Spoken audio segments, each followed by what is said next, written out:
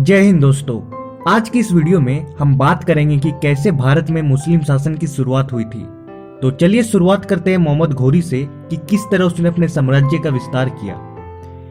मोहम्मद घोरी एक संस्वारी तर्किस था। असल में सेंट्रल एशिया में एक जगह थी जिसे घोर कहा जाता था, जो अपने अच्छे नस्ल के घोड़े और बेहतरीन लोहे के लिए प्रसिद्ध था। इसी जगह से मोहम्मद घोरी भी बिलोंग किया करता था। घोरी डायनेस्टी की शुरुआत तब हुई जब अलाउद्दीन ने अपने आप को स्वतंत्र घोषित कर गजनी पर कब्जा कर लिया और उसे जला दिया। और ऐसा माना जाता है कि वह आग इतनी भयानक थी कि वह 7 दिनों तक जलती रही। इसलिए अलाउद्दीन को जहानसोज यानी विश्व को जलाने वाला भी कहा जाता है। और इसी का छोटा भाई था मोहम्मद घोरी, जिसे शिहाबुद्दीन के नाम से भी जाना जाता है। 1163 ईस्वी में मोहम्मद घोरी को गजनी का तख्त संभालने दिया गया और दोनों भाइयों के बीच एक समझौता हुआ, जिसके तहत मोहम्मद घोरी अपना साम्राज्य का विस्तार पूर्व दिशा की ओर करेगा और उसका भाई पश्चिम की तरफ। और पूर्व दिशा में ही पड़ता था भारत। यही कारण है मोहम्मद घोरी भारत में आया। मोहम्मद घोरी ने आते के साथ भारत में अपना प्रथम आक्रमण 1175 में मुल्तान में किया, जो कि प्रेजेंट डे पाकिस्तान का पार्ट है, जहां पर करमत्थी मुस्लिम का शासन चलता था और उस पर कब्जा कर लिया। फिर 1178 में इसने गुजरात पर आक्रमण किया और उस समय गुजरात का शासक था चालुक्य वंश का भीम सेकेंड। और भीम सेकेंड ने अपने माता नायका देवी के नेतृत्व में उल्टा मोहम्मद घोरी पर आक्रमण कर दिया और मोहम्मद घोरी को पराजित कर उसे बंदी बना लिया। यह मोहम्मद घोरी की भारत में प्रथम हार थी, लेकिन अपनी माता नायका देवी के कहने पर भीम सेकेंड ने मोहम्मद घोरी को रिहा कर दिया और यह इतिहास का एक टर्निंग पॉइंट माना जाता है। 1178 में रिहा होने के बाद मोहम्मद घोरी ने फिर से 1179 में लाहौर पर आक्रमण कर उसे कब्जा लिया। इस समय यहाँ का शासक गजनी डायनेस्टी का खुसरो शाह था।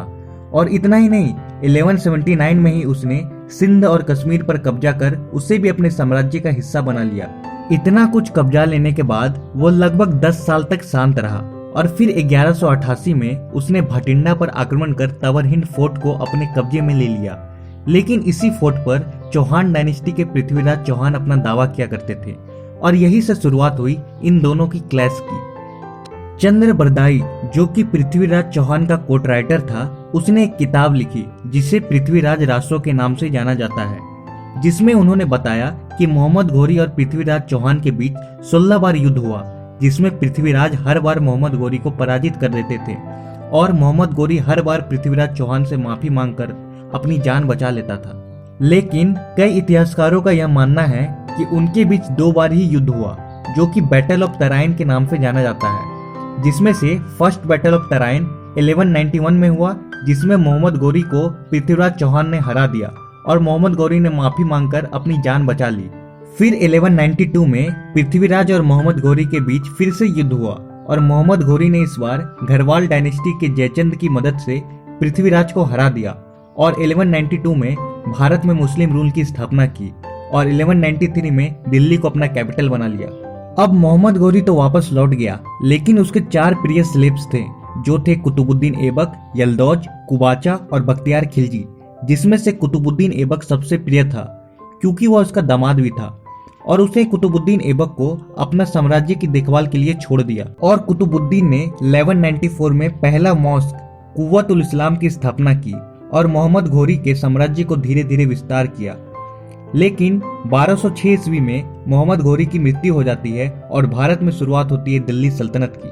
तो आज के लिए बस इतना ही। मिलते हैं अगले वीडियो में। जय हिंद।